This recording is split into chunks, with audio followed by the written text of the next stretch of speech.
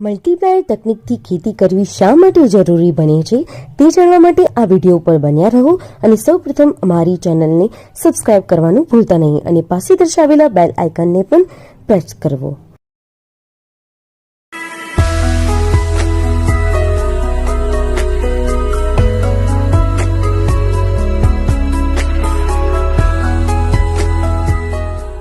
दोस्तों नमस्कार।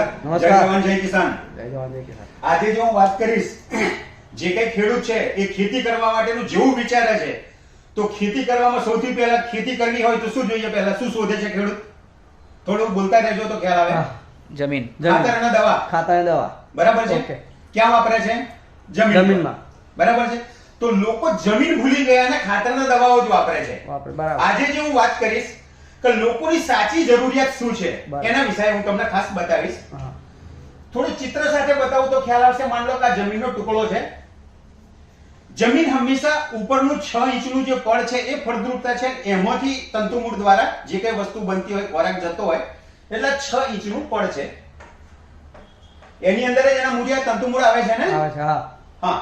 હવે જમીનમાં જે વાત કરી કે લોકો શું વાપરે છે તો યુરિયા, બીજું શું વાપરે છે? એસએસપી। અચ્છા, યુરિયામાં શું આવે છે?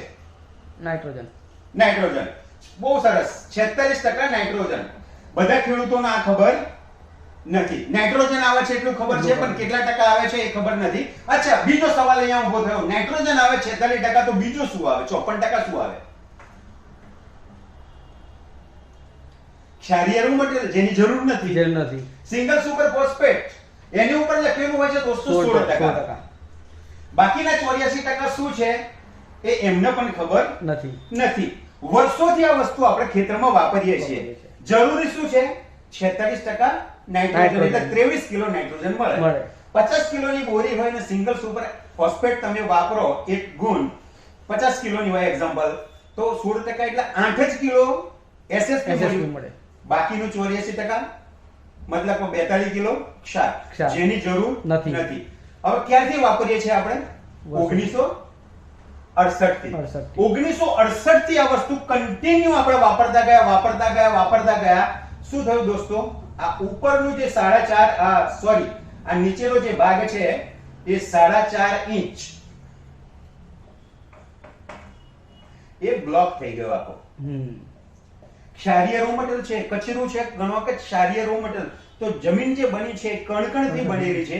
આ કણની વચ્ચે આ રો મટીરીયલ ફસાતું ગયું એટલે રેતી અને કપચીની વચ્ચે સિમેન્ટ નાખીને જે પરિસ્થિતિનું નિર્માણ થઈ જાય એ પરિસ્થિતિનું નિર્માણ થયું।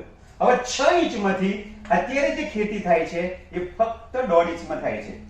હવે માની લો કે આ ઝાડ છે, આ તંતુમૂળ છે, તો ખોરાક અહીંયાથી ફિટ થઈ ગયો એટલે ખોરાક ઉપર જશે? નહીં જાય। કારણ કે આ શું થયું? જમીન ફિટ થઈ ગઈ એટલે સૌથી પહેલું ખેડૂતનો જે સાચો મિત્ર અળસિયું એ ક્યાં જતું રહેશે? 3 મીટર નીચે આવી અને સૂઈ જશે। બીજું, જમીન ફિટ થઈ ગઈ, ઓક્સિજન જવાનો બંધ થઈ જશે। O2 એ ઓક્સિજન ઓછો થઈ જાય। O2 ઓક્સિજન ઓછો થઈ જાય એટલે કાર્બન ડાયોક્સાઇડ CO2 નું પ્રમાણ વધી જાય। જમીન ફિટ થઈ ગઈ, ઓક્સિજન ઓછો થઈ ગયો એટલે 1 ગ્રામ માટી છે, 1 ગ્રામ માટીમાં 10 થી 20 કરોડ સૂક્ષ્મ જીવાણુ જે હતા એની જગ્યાએ નવો લેટેસ્ટ આનંદ યુનિવર્સિટીના ડેટા 2019 ના બતાવો તો 1 ગ્રામ માટીમાં 1 કરોડ થી માઈનસ ઓછા થઈ ગયા। સૂક્ષ્મ જીવાણુ ઓછા થઈ ગયા, કાર્બન ડાયોક્સાઇડ વધી ગયો, ઓક્સિજન બંધ થઈ ગયો, અળસિયું નીચે જતું રહ્યું। અળસિયાનું શું કામ હતું? એ રોજ એક દિવસમાં હોલ કરતું એ ઉપર જતું હતું અને ઉપરથી હોલ કરતું નીચે આવતું, એટલે જમીનમાં પોચારો પેદા રહેતો હતો। એ ખાતું હતું 8 થી 10 ગ્રામ, 8 ગ્રામ માટી, 2 ગ્રામ ચૂનો પથ્થર અને નિમેટોળ ખાતું હતું અને એને હજમ કરતું ઉપર જાય। ઉપર ગયા પછી વોમિટિંગ કરે, વોમિટિંગ કરીને જે દાણા પડે છે ને એ અપ્રતિમ ખાતર છે। અપ્રતિમ। વર્લ્ડમાં, દુનિયામાં સૌથી સારામાં સારું ખાતર કોઈ હોય તો અળસિયાનું છે, પણ લોકો માર્કેટમાં અળસિયાનું ખાતર વર્મી કમ્પોસ્ટ કરીને એ નહીં, એ તો માટું ભેગું કરીને આપે છે। એ જે વોમિટ કરે છે એ અપ્રતિમ ખાતર છે, બંધ થઈ ગયું. સૂક્ષ્મ જીવાણુના કાઉન્ટ ઓછા થઈ ગયા. એનો મતલબ એ થયો કે જમીન જે 10 થી 20 કરોડ સૂક્ષ્મ જીવાણુ હતા એનું 19 ગણું ઓછું થઈ ગયું, ડાઉન થઈ ગયું છે. એટલે જમીન બંજરના આરે આવી ગઈ છે. આ બધા પ્રોબ્લેમો ક્રિએટ થયા. હવે જમીન ફિટ થઈ ગઈ, હીટ પેદા થાય એટલે અળસિયું બી સુસુપ્ત અવસ્થામાં જતું રહ્યું છે. હવે હીટ પેદા થાય એટલે નીચે વિષાણુ પેદા થશે. જ્યાં ઓક્સિજન ના જાય ત્યાં શું થાય? વિષાણુ જમીન જેની રોગો પેદા થાય. આજથી 30 વર્ષ પહેલા યા 40 વર્ષ પહેલા તમે જુઓ તો બહુ જ ઓછા જમીનના પ્રોબ્લેમો હતા. 1968 પહેલા હતા જ નહીં. બરાબર છે. તો આ જે પરિસ્થિતિનું નિર્માણ થયું છે, આ પરિસ્થિતિના નિર્માણના કારણે પ્રોડક્શન ધીરે ધીરે નીચે જઈ રહ્યું છે. ખેડૂતો ફક્ત બે જ વસ્તુ શોધે છે, તો પ્રોપર આની જરૂર છે નથી. હવે આ પ્રોબ્લેમમાંથી સોલ્વ કરવા માટે લોકોને ઓર્ગેનિક તરફ જવું છે. તો ઓર્ગેનિક જેવો વિચાર કરીએ ખેડૂતને એટલે શું મગજમાં આવે? પહેલું છાણિયું ખાતર. કે ખોટું નથી, સાચું છે કે વર્ષો પહેલા જે ખેતી થતી હતી ઓનલી ઓર્ગેનિક થી થતી હતી. એટલે ઓર્ગેનિક કરવા માટે છાણિયું ખાતર એ વપરાતું. પરંતુ જે કઈ લોકો છાણિયું ખાતર વાપરે છે, આપણે ત્યાં ઢોર ઢાકર છે, ઘાસ નાખ્યું, ખાધું ના ખાધું, વાસીદા વાળી ઉકેળામાં નાખે. ઉકેળાવાળા જે દિવસે ખેતરમાં નાખવાના તો સડ્યા વગરનું બહાર કાઢીએ કોઈ વિચારતું નથી. સીધું ઉઠાઈને ખેતરમાં નાખે. જેવું ખેતરમાં નાખ્યું એટલે જે ઘાસની અંદર બીજ પડ્યા હોય એ ઊંઘવાના. એટલે આંબુની કમાઈ જાંબુમાં જાય, કચરું વધારે ઊંઘે એટલે ખેડૂત પરેશાન થઈ જાય. બીજું, સાવકીમાં આપણે જે પાક કરીએ સાવકીમાં ને પેલો પોતાનો પુત્ર છે એટલે હંમેશા જો ઘાસ જે કઈ કશું નાખશો ને ઘાસનો ડેવલપમેન્ટ બહુ થશે, હંમેશા થાય છે. બીજું, ગુંજન વાળો ભમરો અને કાચું છાણિયું ખાતર છે, એક ઈંડું મૂકે એટલે લશ્કરી ઈયળો જમીનમાં પેદા થાય. ત્રીજું, જમીનની અંદર ઊંડાણમાં પાણીનો વાળું રહે છે, ભેજ વાળું રહે તો ફંગસ પેદા થયા, વિષાણુ હાવી થઈ રહ્યા છે. ઓર ઊંડું જાય તો નિમેટોડો પેદા થાય છે. સૂકું છાણિયું ખાતર ઉપર નાખી દીધું તો ઉધઈને બોલાય છે. આપણે મેક્સિમમ પ્રોબ્લેમ કોણ ક્રિએટ કરીએ છીએ? આપણે. તો છાણિયું ખાતર પ્રોપર સડાવીને નાખતા નથી. બીજું, ઓર્ગેનિક તરફ જવા માટે છાણિયા ખાતરની વાત કરીએ. ઓર્ગેનિક પર 100% કોઈ વ્યક્તિ જવું હોય તો છાણ મૂત્ર ને એમ જોઈએ, દેશી ગાયનું છાણ, દેશી ગાયનું મૂત્ર. શું દરેક ખેડૂત પાસે દેશી ગાયો છે? છાણિયું ખાતર મળે છે? ત્રીજું, એ મળે તો બી એ જે ખાય છે એ તો કેમિકલ યુક્ત ખાય છે, રાસાયણિક યુક્ત ખાય છે. તો ઓર્ગેનિક ક્યાંથી મળવાનું? ના મળે. ઓર્ગેનિક મળતું નથી. તો એમની પાસે ઓર્ગેનિક પર જવાનો બીજો કોઈ રસ્તો નથી. હવે અહીંયા જે બતાવ્યું મેં, આ જે છોડ છે અહીંયાથી ડેવલપ થાય એના કારણે ઉપર જે છોડ છે એ છોડને કેટલો ખોરાક મળે? ઓછો. એના કારણે પત્તું શું થાય? પીળું પડે. પછી રોગ આવે, આમ સિકુડાય એટલે કોકળાઈ જાય. અને એ તે બધા પ્રોબ્લેમો અહીંયા ક્રિએટ થાય. કેમ કે 96.2% સૂર્યપ્રકાશ, હવા અને પાણી દ્વારા ખોરાક તૈયાર થાય છે. એ અહીંયા પત્તું મેળાઈ ગયું હોય, કોકળાઈ ગયું હોય, પીળું થઈ ગયું હોય, સક્ષમ નથી તો એ ફૂડ એની પર બનવાનું નથી. એ ફૂડ બન્યા પછી નીચે આવે છે અને એ પછી નીચે જમીનમાંથી 3.8% નું મહત્વ છે. એ બંને ભેગું થાય પછી અહીંયાથી એ ફૂડ થડ પર આવે અને થડ પરથી નિર્ણય લેવાય છે થડને, ફળને, ફૂલને, ડાળીને કેટલું આપવું. પણ આ બંનેનો સંયોજન થવું જોઈએ, થતું નથી, જેના કારણે પ્રોડક્શનનો ગ્રાફ નીચે જઈ રહ્યો છે. હવે આ 3.8% જમીનનું બહુ જ મહત્વ છે. આપણી આખી બોડી છે પણ હાર્ટમાં કઈક પ્રોબ્લેમ થયો, હાર્ટ બહુ નાનું છે પણ હાર્ટમાં પ્રોબ્લેમ થયો તો પરેશાન થઈ જાય માણસ, ધુઆ નીકળી જાય છે બરાબર, અને બંધ થઈ ગયું તો રામ નામ સત્ય. એ જ રીતે 3.8% નું એટલું મહત્વ છે. એ 3.8% જમીનનો જો પાવર આપવામાં આવે તો આ બધું સોલ્યુશન થઈ શકે છે. અને એ એકમાત્ર એક એવું પ્રોડક્ટ છે માર્કેટમાં જેનું નામ મલ્ટીપ્લાયર છે. કારણ કે ગાય હોય તમારી પાસે, બધું બી હોય, પણ તમે જે ખવડાવો છો પ્યોરલી ઓર્ગેનિક નથી થતું, એને જે જોઈએ એ નથી થતું. હવે જો મલ્ટીપ્લાયર અહીંયા વાપરવામાં આવે, આ સપાટી ઉપર મલ્ટીપ્લાયર વાપરવામાં આવે તો આજે જે પાણી સડસડાટ વહીને સમંદરમાં જતું રહે છે એ પ્રશ્ન સોલ્વ થશે. કારણ કે જમીનમાં પોચારો પેદા થશે. બીજું, સુસુપ્ત અવસ્થામાં જે અળસિયું હતું એ જાગૃત અવસ્થામાં આવશે. જાગૃત અવસ્થામાં આવવાથી 8 ગ્રામ માટી, 2 ગ્રામ ચૂનો, પથ્થર, નિમેટોડ ખાધા પછી હોલ કરતું ઉપર જશે. ઉપર વોમિટિંગ કરશે 10 ગ્રામ ખાધું અળસિયું એક જ એવું છે કે 10 ગ્રામ ખાધું તો 10 ગ્રામ વોમિટિંગ કરીને ઉપર કાઢે એ પ્યોરલી અપ્રતિમ ખાતર છે જેમાં 17 પ્રકારના તત્વો છોડને 18 પ્રકારના તત્વો જોઈએ એમાંથી 17 પ્રકારના તત્વો ત્યાંથી ઓરિજિનલ પ્રોવાઈડ થાય પાછું હોલ કરતું નીચે આવે છે જમીનમાં પોચારો પેદા થશે હોલ પેદા થશે તો જમીનમાં ઓક્સિજન જશે તો ઓક્સિજન જે નીચે ઓછું થયું તો એ ઓક્સિજનનું પ્રમાણ વધશે જેવું ઓક્સિજનનું પ્રમાણ વધે એટલે વિષાણુ ભાગે જમીનજન્ય રોગ ઓટોમેટિક ભાગવાના જેવું ઓક્સિજન નીચે ગયું તો સૂક્ષ્મ જીવાણુના જે કાઉન્ટ ઓછા હતા હવે 13 થી 18 મિનિટમાં એનું આયુષ્ય કેટલું હતું 13 થી 18 મિનિટમાં એનું કાર્ય શું તો કોષ વિભાજનની પ્રક્રિયા દ્વારા કરોડોની સંખ્યામાં પેદા કરવું એ કામ થતું જ નતું કારણ કે આ છોડ છે આ છોડની બગલમાં હું અહીંયા યુરિયા મૂકું શું થતું હતું હીટ પેદા થતી હતી એટલે 13 થી 18 મિનિટ એને જે કોષ વિભાજનની પ્રક્રિયાથી કરોડોની સંખ્યામાં પેદા કરવા એ કરી શકતું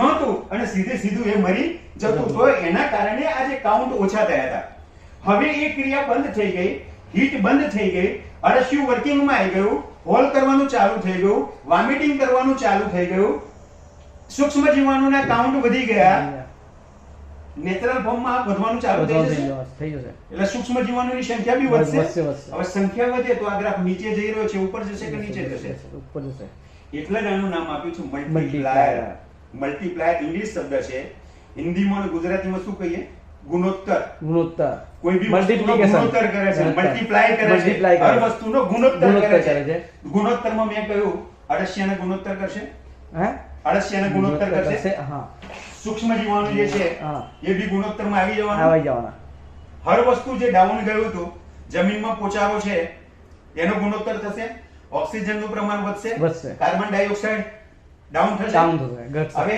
જંગલ જેવી સિસ્ટમ તમારા ખેતરમાં લાગી જાય મને બતાવો જંગલમાં કયા વ્યક્તિને તમે ખાતર દવા નાખતા જોયા નહીં જોયા કોઈને જોયા નથી તો તમારો જે પ્રોબ્લેમ છે એ પ્રોબ્લેમ રિયલ તમારી જમીનને સમજવાનો છે જમીનની ટ્રીટમેન્ટ કરવાનો છે પરંતુ દરેક ખેડૂત ફક્ત એના મગજમાં એ છે કયું સારું ખાતર લાવવું કયું સારી દવા લાવવું કયું ખાતર લાવવું દવા લાવવું માનસિકતા ખાતરના દવામાં જ ફસાયેલી છે બરાબર હવે આ થયું હવે વાતાવરણમાં કીડા આવે છે બે જ પ્રોબ્લેમ બાકી રહે વાતાવરણમાં કીડા આવે અને જમીનમાં કીડા ના આધેરે બરાબર છે હવે એના માટે શું મેં બતાવ્યું આપણી પાસે મલ્ટીપ્લાય ટેકનિક છે all clear spray plus Narayan ઉપરના વાતાવરણમાં તમે કશું કરી શકવાના નથી તો વાતાવરણની અંદર all clear spray plus Narayan અને મલ્ટીપ્લાયના સ્પ્રે 3 દિવસ 5 દિવસ 3 દિવસ 5 દિવસના શરૂઆતમાં મારો પછી ધીરે ધીરે 10 દિવસ 15 દિવસ પર જતા રહો ઉપરનું કંટ્રોલિંગ રહે જમીનમાં ધીરે ધીરે આ બધું જતું રહે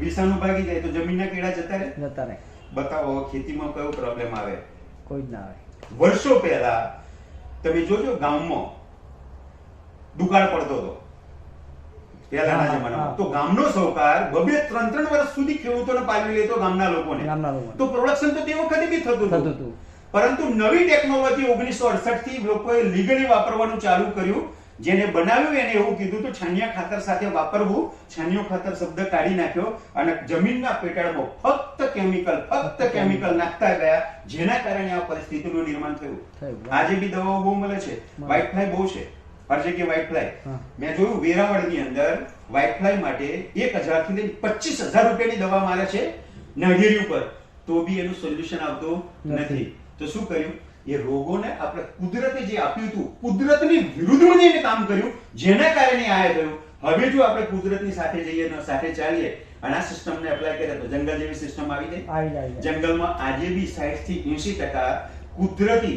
કોઈ બી રોગ આવે તો રોગને મારવા માટે કુદરતી જીવડા આપણા હોય છે જે કીટને પેલા મારવા માટે રોગ પ્રતિરોધક ક્ષમતા છોડની નીતિ વધી ગઈ હોય અને ફક્ત 60 થી 80% જે છે એ જીવાત એવી આવે છે કે જે આપણને નુકસાન કરે છે એ જીવાતોને ખાઈ જાય છે બરાબર છે તો એ પરિસ્થિતિનું નિર્માણ થાય તો રિયલમાં શેની જરૂર છે જંગલ આપણે હવે બતાવો કે ખેડૂતની અહીંયા જરૂરિયાત શું છે મલ્ટીપ્લાયર હવે મલ્ટીપ્લાયર લે કે ના લે હવે એને ખબર પડે કે આની જે ક્ષમતા છે આની જે કેપેસિટી છે એ એક વીઘામાં 5 ટ્રોલી છાણિયું ખાતર ગયા વર્ષે ભર્યું હોય અને સડ્યા પછી ઓર્ગેનિક કાર્બન પેદા થાય એ કાર્બન જે છે એ જમીનની અંદર નાઇટ્રોજન ફોસ્ફરસ અને પોટાશના જે સૂક્ષ્મ જીવાણુ છે એનું કોમન ડિશ છે.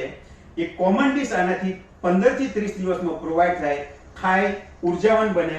13 થી 18 મિનિટમાં અહીંયા મરી જતા હતા ડાયરેક્ટ, એની જગ્યાએ મલ્ટિપ્લિકેશન થાય, કોષ વિભાજનની પ્રક્રિયા દ્વારામાં 10 થી 20 કરોડમાં પાછા ડેવલપ થાય ડેવલપ થઈ જાય. અને ડેવલપ થાય તો તમારું પ્રોડક્શન ધીરે ધીરે ધીરે ધીરે ધીરે 3 ગણું પેદા થાય. થાય. પહેલા વર્ષે આપણે દોડાની ગેરંટી આપીએ, પછી ડબલ થાય છે અને પછી સવા ગણું, 2 ગણું, 1.5 ગણું એમ કરીને 3 ગણા સુધી પહોંચાડી પહોંચાડી શકાય. શકે છે. બરાબર. તો આ સિસ્ટમના ખેતરમાં નાખવાની જરૂર છે અને આની જરૂર ખાસ ખેડૂતોને છે જ. છે જ. લોકો ફક્ત એટલું વિચારે છે કે કાળું એટલે શું વાપરે છે? Humic acid. હ્યુમિક એસિડ દોસ્તો, પોટેશિયમ કાળી છે એટલી બહેની હાડી છે એવું નથી હોતું. દરેક વસ્તુનો ના, ના, અભ્યાસ કરવાની અભ્યાસ જરૂર કરવાની છે. જરૂર છે. આની અંદર ઘણા બધા પ્રકારના હર્બ જે નાખ્યા છે ને એ કમાલ ધમાલ છે. બરાબર. બેઝ જે છે એ પોટેશિયમ હુમેટનો છે. એ બી લિગ્નાઇટમાંથી હ્યુમિક કાઢ્યું, હ્યુમિકમાંથી પોટેશિયમ કાઢ્યું, પોટેશિયમમાંથી સોડિયમ કાઢ્યું. એવી લેન્ધી પ્રોસેસ કરીને ઘણા બધા પ્રકારના હર્બ નાખ્યા અને હર્બ નાખીને આ પ્રોડક્ટ બનાવવામાં આવેલી છે. પહેલાના જમાનામાં રાજા મહારાજાનો કોઈ ખાસ વ્યક્તિ હોય અને જ્યારે મરણ પથારી પર હોય ત્યારે વૈદ્યરાજ જઈને હર્બ ચડાવતા હર્બ હતા ચડાવતા. અને એને જીવતો કરી જાગૃત અવસ્થામાં લાવી અને એના રાજ જાણી લેતા.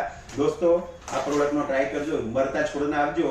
એ છોડને કેટલો પાવર વધારે, અને જ્યારે છોડનો પાવર વધે ત્યારે સમજવાનું જેટલા બી વીઘા હોય ધમધમાટો બોલાવવાની જરૂર છે. વાહ. તમને જે વ્યક્તિ આની ઇન્ફોર્મેશન આપે, કયા પાકમાં, 3 મહિનાના પાકમાં કેવી રીતે વાપરવું, 6 મહિનાના પાકમાં કેવી રીતે વાપરવું, બરાબર, 12 મહિનાના પાકમાં કેવી રીતે વાપરવું, 1 મહિનાના પાકમાં કેવી રીતે વાપરવું, એટલું ખાલી સમજી લેવાની જરૂર છે. અને સમજી લેશો પર યુઝ ઘણું સસ્તું છે.